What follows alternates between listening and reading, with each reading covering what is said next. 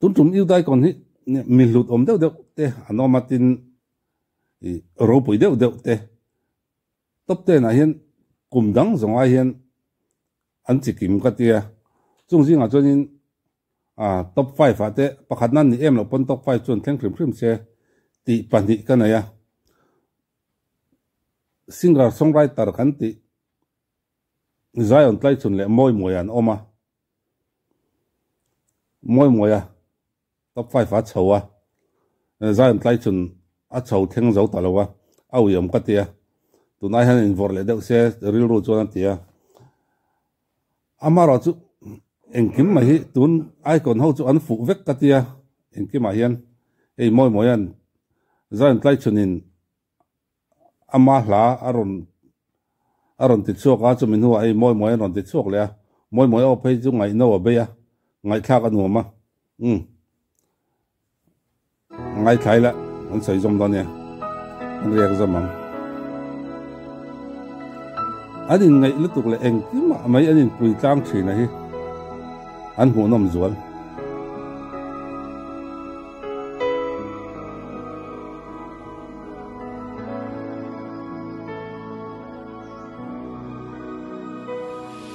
la siang mo meltra ton mang mai an ni si takram chang thei hian an moi si lo ton le kan lua la siang meltra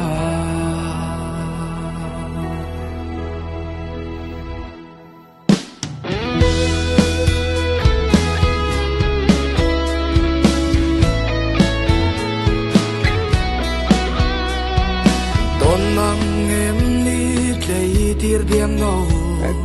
don ti sai turan kalau ton che nangang e masak meltra hi tong le hian ka in mu him nom che ne stage pakhat chai line sira nu ja thak deuh don lo lama chu tiang che chan hei moi music video aran chua dan reng mai anu ja thak samsona bk taite petera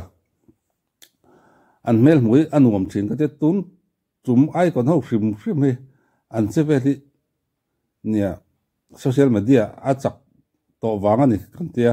amalama po chak thawa to na amara chu tun chum mi te loman hlo le zola ni ani na taka chon hei chingchang hi taite per tak tak ani en tia ani pe chon akut nu amam ro ngai thak anom ka te tin abaka kei hei tun ma de khajan among ke na zong le chingchang ram per thei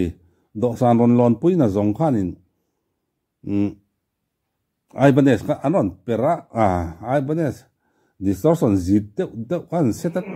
ari khan ne omani keyboard zong kok try ton mangle fura kamiri pani ka beng ahin ari tut meni kumengu ti chung ka jo amara to tuan chon musician kan thatowa an musician ten tra kan sound engineer ten thatowa engkim mai hi ri hi world class right to maya nia ma kan rinin em ang chi le ri inang put kan manang chi kha khang min kian san chau khat thera di khatiang kha ani to ton chon ei to na anting chang ri po adang zai mai tin moya zai a vai pa khim te angai nom khati chinia lung le na hne matin azai lung leng thina a o hrim hi an chak sang vut ni lo ma sela ngai thak hi nuam ani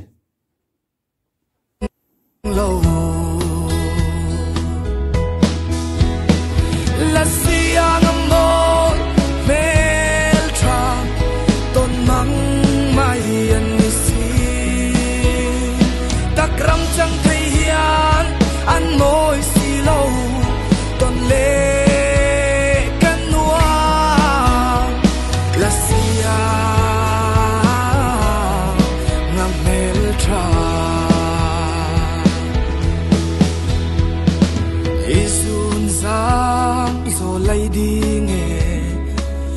sak ruang rang kadar tui lua thei se chun le zuan chang illa kadi mel tha aron lu le ma bi ke in lak chiat lo lai taken ti top lok hei tun lai la pu tu neu kan nga tin zai thei kan nga la an ron nei nok boka tam takai music video lar le lar kan nga chunga chon an lyrics si social tur tam thei em ani thil in me lo de khuana ra khuang ti te thuwa yang in van sang a thok ila tiang chi khatiang chi khat ema phang ka riak ma sa ni thil in me lo thil ni lo lutuk ang chi i ron me bel tel hi anugat play tum lutuk na te aniang chu khatiang ha tam thina ni mara chu moi moya hi a lyrics a hian ala thu sim ai chon social tur hi om ngai lawa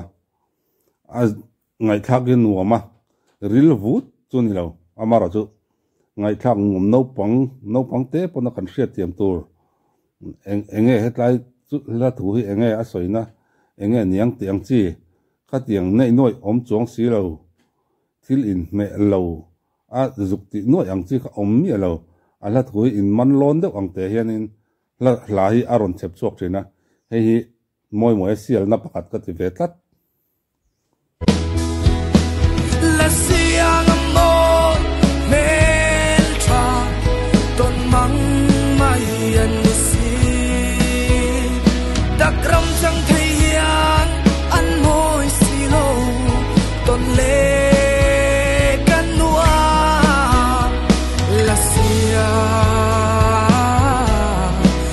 mel tha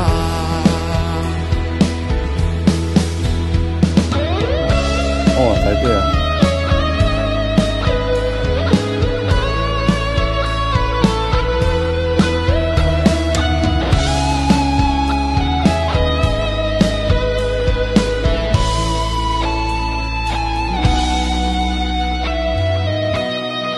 ngam me la nei amor mel tra ton mang mai an ni si takram cham thei hian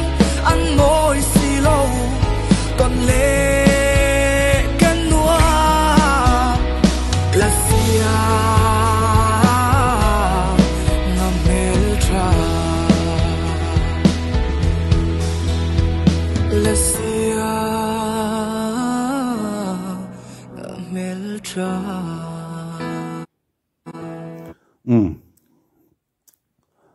anal khop ngai hi chu kan ngai thak fo tur le kan ngai thak non tur ani hey kan du tlang ani ti hriata one day ago 91k anei viewer nei to million kan tlin wat tur angai lai tung kar chaw chon million kan tlin tur angai la anal khop mai tin soile soinu tun trum kan ai konte engkima anin troi om tlanga anin dom kang tlanga puyan ngai na nin pui tlanga an che hi a hmunom pha em mai ni anin po anin ngai ti hi hriata anin fiam bong boka tiang kan a hlim om thina ni an mani mu hrim po hi ole khati zong khani sela hun man nuam vek ule